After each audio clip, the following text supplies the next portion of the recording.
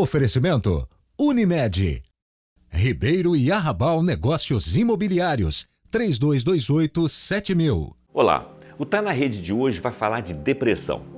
Mas depressão, sempre que você está triste, inapetente, sem fome, com perda de libido, você está necessariamente com a depressão?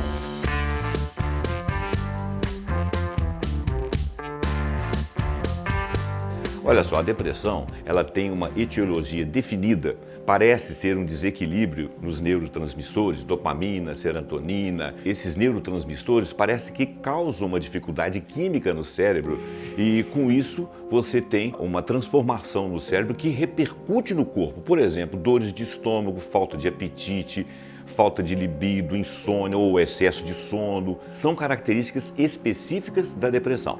Mas nem sempre que você está triste, você está de depressão. A depressão é um transtorno que afeta a mente, mas também o corpo. A predisposição genética e o ambiente são, em princípio, dois dos causadores do distúrbio. A herança genética, por si só, não é fator determinante para que o problema se desenvolva. As condições de estresse na escola, no trabalho ou em casa podem ser o gatilho para que ela, a depressão, se manifeste nos que são susceptíveis geneticamente. A depressão é causada por uma complicada combinação de fatores biológicos e psicológicos que lentamente vêm sendo revelados pela ciência.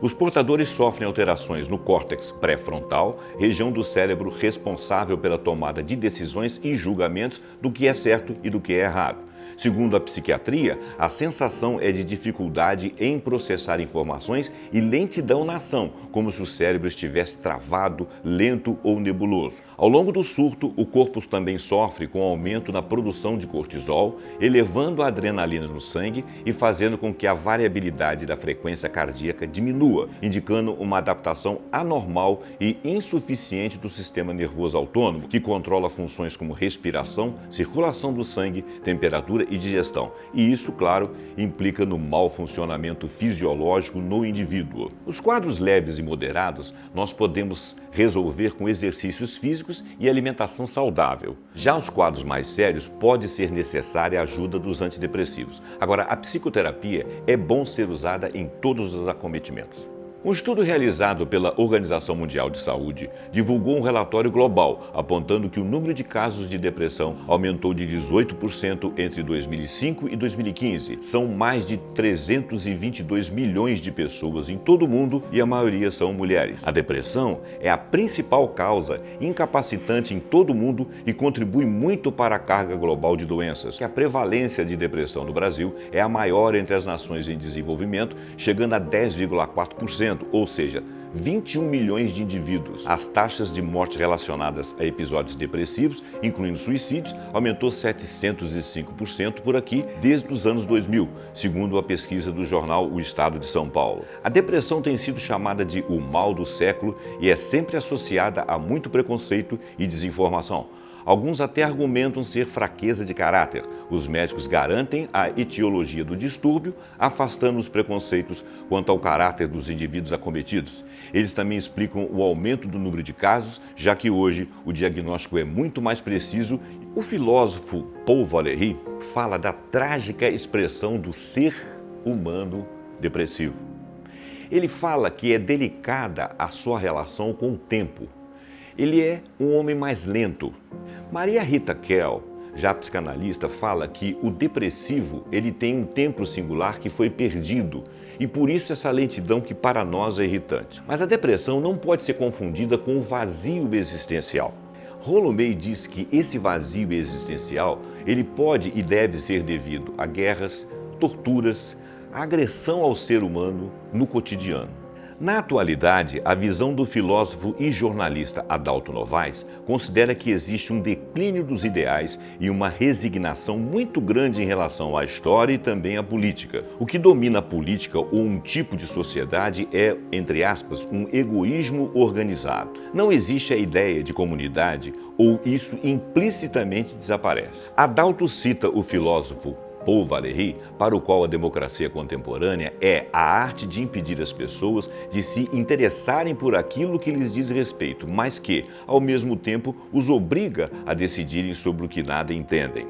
Há uma mudança radical em tudo, na forma de convivência, na maneira de se relacionar com os outros, no acesso à ciência e nos comandos técnicos científicos. Em tudo isso nós montamos um mundo novo. Também na política assim o será. As velhas estruturas não darão cabo das transformações, por isso é preciso pensar a política a partir de como podemos praticá-la e não retornar ao que já está superado. Jean Twenge, professora de psicologia, recentemente publicou um livro onde o argumento central é de que adolescentes e jovens adultos estão especialmente solitários e desconectados graças em parte à crescente abundância das redes sociais e dos dispositivos, por exemplo, como os smartphones. Twenge argumenta que a depressão aumentou exatamente com o acontecimento de 2002 para cá dos smartphones.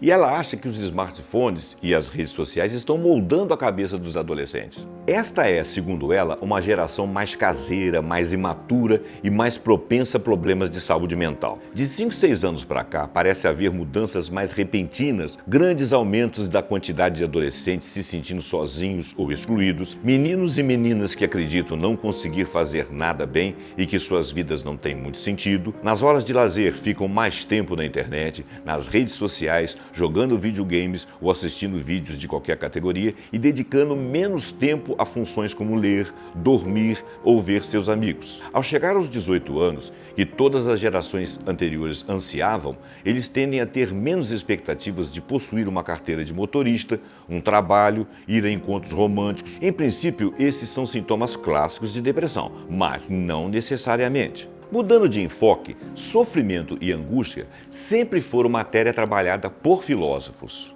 A poetisa, filósofa e psicanalista Viviane Mosé pondera sobre a importância do sofrimento no crescimento e transformação da vida. Dessa forma, ela diz que não procura o sofrimento, e sim ele a procura. Mas ela pergunta ao sofrimento o que ele quer dela. Que aspecto da alma precisa crescer e se transformar? Ela remata: o que é que nós temos na civilização? Ora, o valor da vida.